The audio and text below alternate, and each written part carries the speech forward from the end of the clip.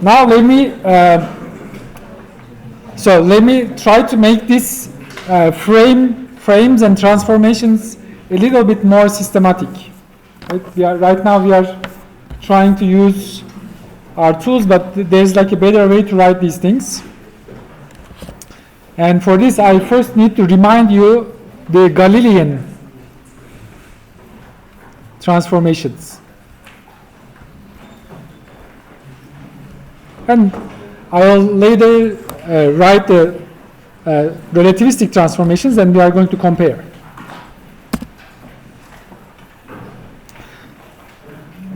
So there are like two frames. Suppose this is S frame. I don't know, this is X, Y, Z, and there is another frame. Let's call it S prime. X prime, Y prime, Z prime. So the S prime frame is primed coordinates. And suppose this frame is moving with velocity v. And I also want to assume origins overlap at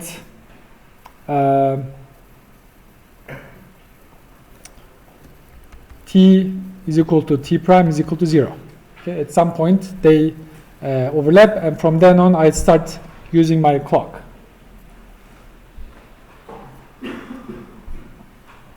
So Galilean transformation is defined as, so this is Galilean. So the x prime coordinates are written in terms of x. There is like an x minus v over t. So this is basically going this way, right? Because of motion, there is like a shift, and the shift is equal to an amount v times t. And the others, like y prime and z prime, they don't change. Y prime is equal to y, and z prime is equal to z. Just simple stuff. There is no trick here. If this is the case, I can also calculate velocity. For example, v x prime. Okay, let me try to write a readable v. V x prime is going to be equal to, like, take the derivative of both sides, and time is absolute. Okay, also in Galilean transformation, t prime is equal to t, right? There is no time dilation or anything. Clocks are absolute. And when you take the derivative, you are going to have vx prime on one side, vx on the other side, minus v. So velocity is going to be shifted because of the motion of the frame, whereas vy prime is equal to vy, and vz prime is equal to vz.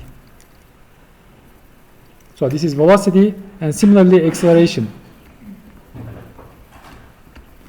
If you take one more derivative, this is a constant velocity, and there will be no change. Ax prime is going to be ax, and ay prime is going to be ay, and az prime is going to be equal to az.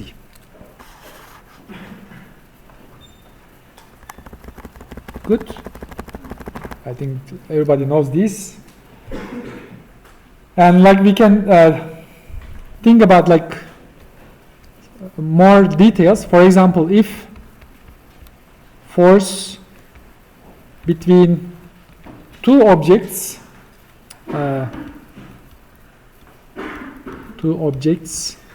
depend on x1 minus x1 prime. Actually, let me write it like a vector form. Let me write it x1 minus x2. Then because both x1 will go to x1 prime, x2 will go to x2 prime, and they are shifted by an equal amount, and this is going to be right. If you want, x1 minus x2 is going to be x1 prime minus x2 prime. Then F is equal to F prime, right? Force from one frame to another frame does not change in Galilean. And this makes sense because acceleration doesn't change. right? If acceleration doesn't change, force should be the same, because otherwise we have a violation of Newton's law.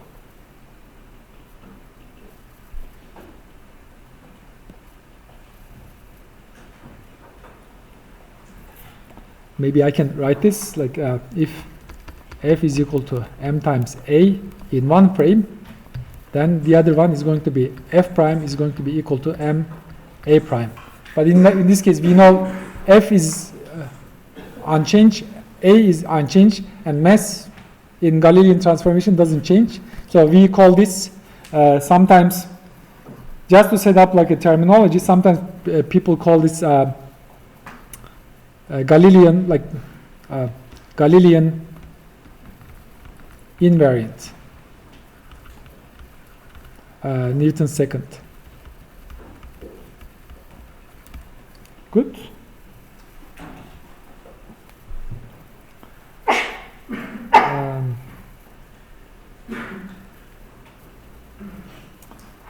So we can also think about collisions. Maybe I'll delay the collision later. I want to like do the more important stuff. Like let's now consider the Lorentz transformations. Now consider relativistic frame transform.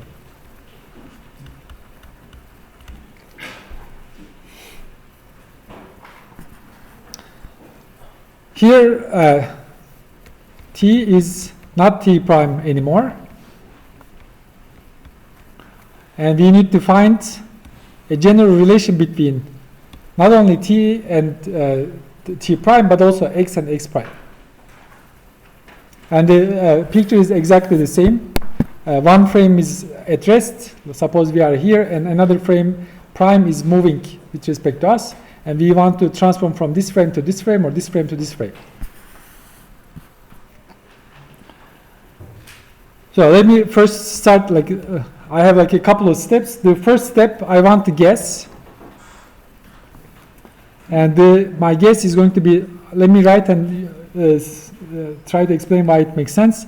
X prime is going to be gamma times X minus Vt. So this is exactly like Galilean transformation, but I anticipate an overall constant. Actually, the most general would be like some Ax plus Bt and find A and B. That's really cumbersome, and I don't want to do that calculation. I think this already illustrates us what we need to do. So let me try to use this one. So X prime is like this. Y prime is Y because transverse to motion there is no change, and Z prime is equal to Z.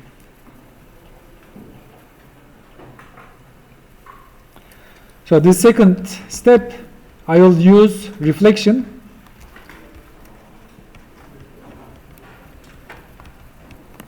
So if this is valid for X, what I can do is like wherever I see X, wherever I see prime, I can delete it. Wherever I see X, I can put prime. Wherever I see T, I will put prime. And similarly, and also from one frame to another, right? If this frame is moving with velocity with respect to S, S is moving with minus V with respect to S prime. So also I need to put V goes to minus V here. Okay. And here Y is equal to Y prime. Z is equal to Z prime. So that's just like what we said, there should be no preferred frame. If something happens in one frame, it should, there's no preferred frame. So things had to have like this reflection symmetry. Now, what I'll do is like plug 1 in 2 and try to solve it for T, right? Let me first write and explain. So this is 1, and this is, let me color blue. So this is X prime, and this is equal to, it's going to be equal to gamma gamma, let me write it like gamma x minus gamma vt plus v t prime. I think that's correct. I want to solve this, solve for t prime.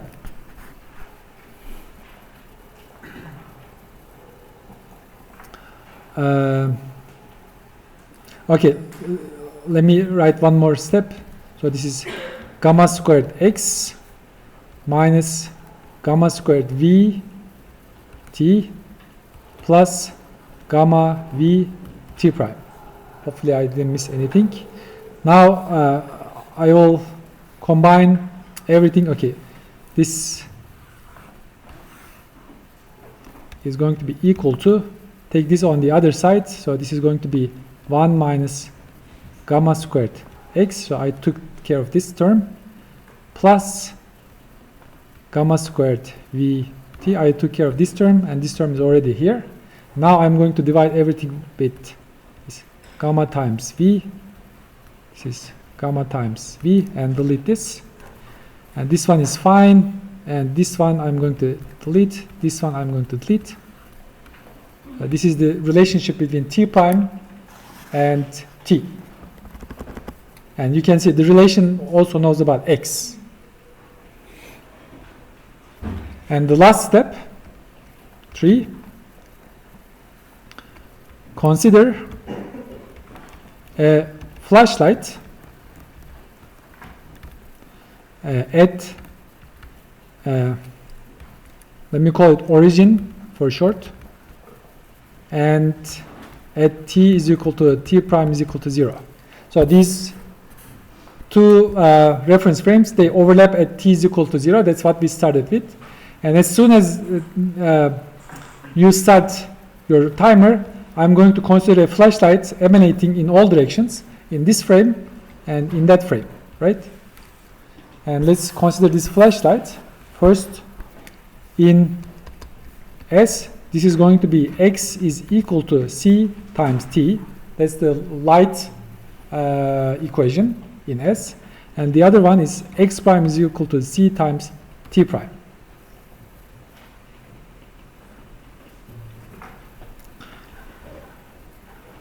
Now I want to put this here. I have a relation for x prime. So this thing is, so this is my x. I think I couldn't copy the x prime, is it? Yeah, this is x prime.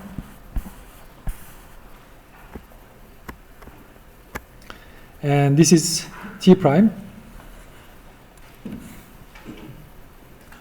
So this is t prime. And I'm going to solve this equation, right? I have like an x, I have t, and I have x, and I have t. And I hope when I write this equation and cancel everything, it is going to be an equation for gamma, and I will be solve it for gamma and find what gamma is. So that's the plan. So let me write first. This one is equal to c times this entire thing. And let me write it like this. So this is c times this, and this is c times that. And I want to write it like gamma times x, and I want to write this like gamma like this. I just took out the parentheses. And so what do I do here? X minus, actually I want to take the gamma here. So this is gamma squared, and this is gamma, and I delete this gamma. Okay, this is a little nicer. And gamma over gamma is 1. Let me write it like this. And I want to write this like c over v. And the parent here, I want to write this as like 1 over gamma squared minus 1. Right? The same thing, the only unknown is gamma, and gamma is isolated, so I prefer to put it like this. like that. Good. Now, okay, now I can collect x on one side and v on the other side. So if I do that, 1 minus c over v, 1 over gamma squared minus 1 times x, right? I took this on this side, and I want to take this v on the other side. This is equal to c plus v times t. But what we said is like x and t are related by this. So wherever I see x, I can just write, let me use a different color. So this is c times t. And this t is going to cancel this, right? And there's no t, there's no x. This entire equation is an equation written for gamma, and if I can solve it, I find the gamma. And that's the end of calculation. So let's do that. So let me copy this and manipulate. So this c, I want to take it on this side. This is going to be over c. This is going to be 1, and cancel that, and cancel that. So no parentheses anymore. So no parentheses anymore. So this one is going to cancel this one. And I'll put the minus here and cancel that. And now multiply v squared, c squared, cancel that. And if I put this one to this side, this one is gone, right? And now this is an equation for gamma, then gamma is going to be equal to 1 over 1 minus v squared over c squared.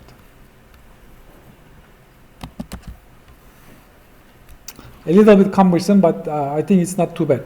There are a couple of concepts we used, and that's why I like this calculation. And we obtained the desired relation.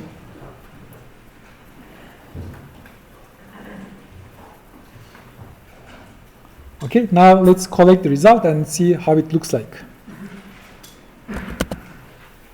So the way I want to write, the way I like writing is like, so this is like c times t prime is equal to gamma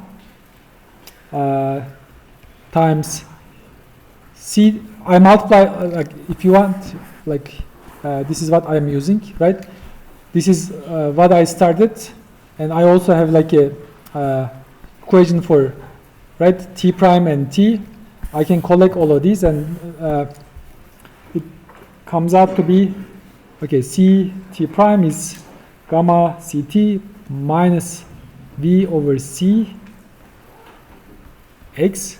You can see the time in prime frame is transformed in terms of both t and x, and x prime is going to be gamma times x minus v over c times ct, and y prime is y and z prime is z. So this is the Lorentz transformation, and there is a nice way to write this. Like I want to write this like c t prime, x prime, y prime, and z prime is going to be a matrix, and the matrix is going to know about, okay, let me just write it with ct, x, y, and z. And this is gamma, this is minus v over c gamma, this is minus v over c. Now I'm reading this one, minus v over c gamma, this is gamma. So these are 0, 0, 0, 0. This is 0, 0, 0, 0. And this one is 1. This one is 1.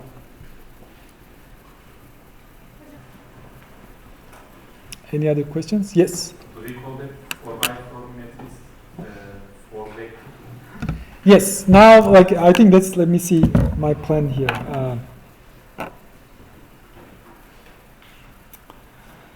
Yeah, now the 4 vector, like, okay, this is also terminology, nothing to be scared. Rather than x, we go to x mu, and mu goes from 0, 1, 2 to 3, and zeroth component is ct, first component is x, second component is y, and last component is z, and people generally call this one 4 vector. There's a lot to talk about, like in terms of symmetries. There's one relation I'm going to show you later. Like there is like something called invariant space-time. But other than that, I don't want to spend too much time on that, because it is not hard. It is a nice mathematics, but we are not going to use any of those. So what's the point of spending hours for that? Any other questions or concerns? So I have like one last thing, and maybe like first let me ask you to do two things.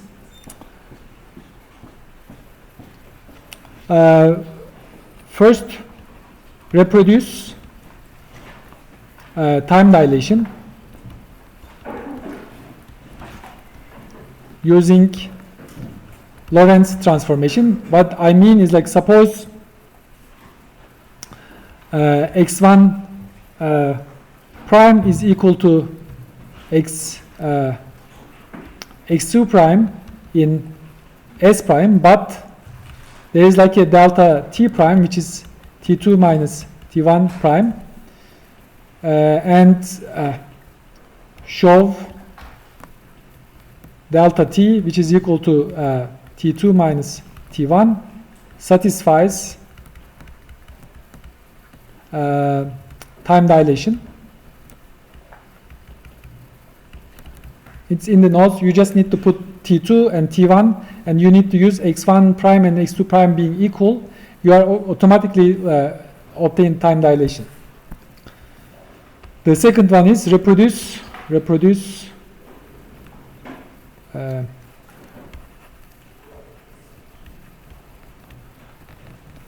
length contraction.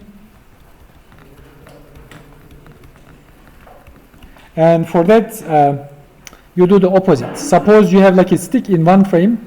I don't know, this is like L, and there are like ends, like this is x1 and x2, and delta x is equal to x2 minus x1, but delta t is equal to 0, right there.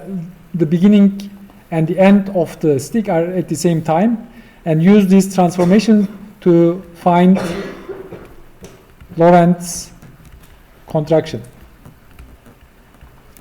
So the message is they basically reproduce everything we need, but they are a little bit mathematically more sophisticated.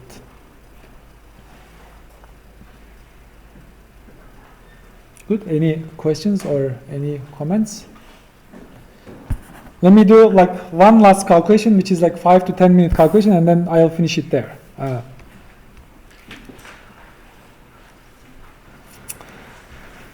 Now, like in 1D,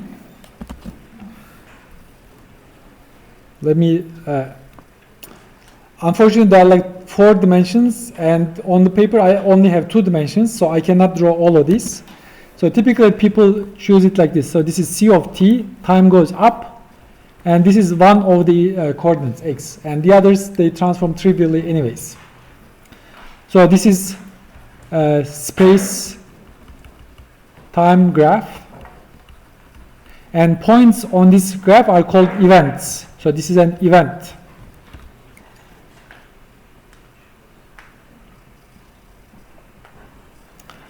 And let's consider 2 events.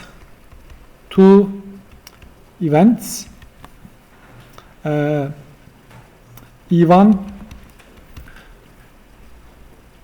because y and z are trivial, I'm not going to write it. I'm going to solve it for just x and t. Event 1 is c t1 and x1, and event 2 is c t2 and x2. And I want to define so-called space-time distance between E1 and E2. So this is typically shown with delta S squared is equal to C T2 minus T1 entire thing.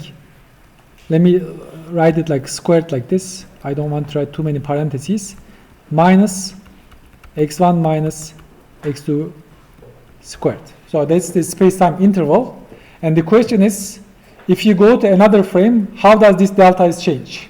Like, and find delta S prime in S prime. Oh, okay. I think, let me use L here. This is L.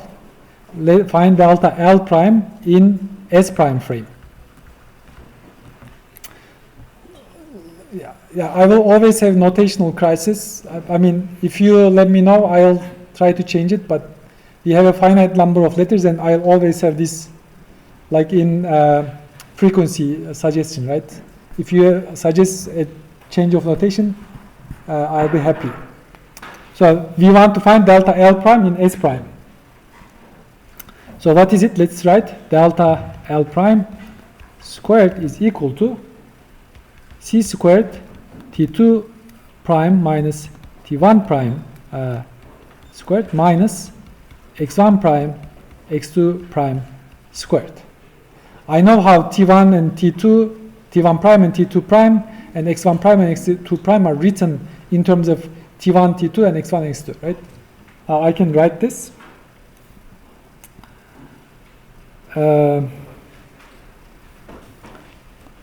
Ct prime is equal to gamma Ct minus gamma V over Cx.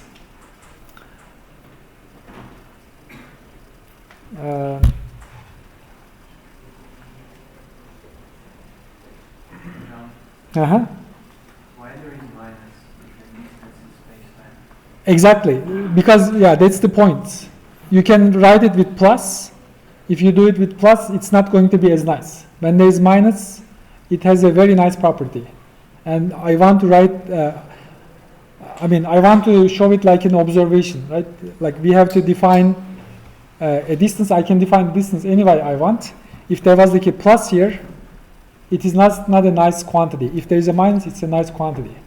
And based on experience, like which we are going through now, we are going to use minus. Yeah, that's a good point. So let me write it, let me just write the transformation. So this is equal to C squared delta T squared minus delta X squared. And this one is going to be, let me write it in the primed coordinate. So this is going to be gamma C delta T minus gamma V over C delta X, exactly like, right? So this, this transformation, I can just put delta X and delta T and everything just, whatever I can write for X and T, I can write it for delta X and delta T. So this is, and I need to take the square of this entire thing, minus, and now delta X, so it's going to be minus gamma V over C delta T plus gamma delta X and square the entire thing. Now I'm going to open the parentheses and see, so this is gamma C delta T squared minus 2 gamma C delta T gamma V over C delta X plus gamma V over C delta X entire thing squared, and the square of the second thing minus, let me write it in the square brackets, gamma V over C delta T squared. So I take the square of this, and there's a minus in between, so I'm going to write it like minus 2 gamma V over C, C delta T, gamma delta X, and the square of last one, gamma delta X squared. Good. So you can see, so this is oh,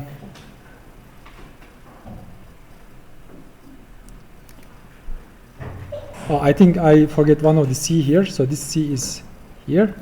So this C cancels. So I have gamma V delta T, gamma